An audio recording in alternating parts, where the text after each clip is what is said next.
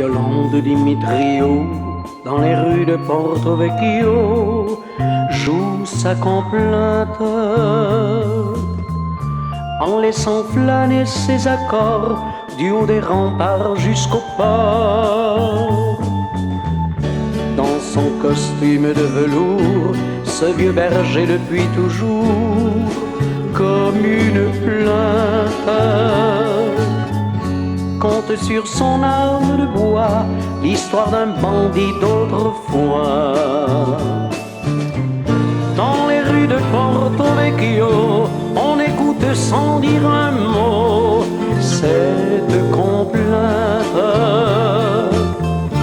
car c'est le chant de liberté de l'homme qui doit se cacher, de celui qui vers la forêt s'en est allé à tout jamais.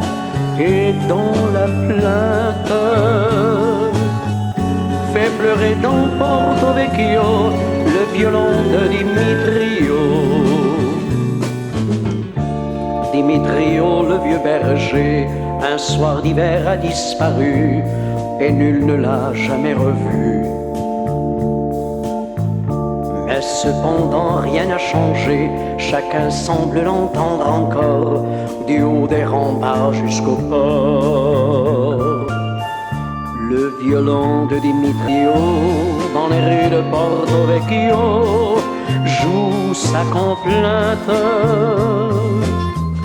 car il n'a jamais pu quitter le cœur de ceux qui l'ont aimé.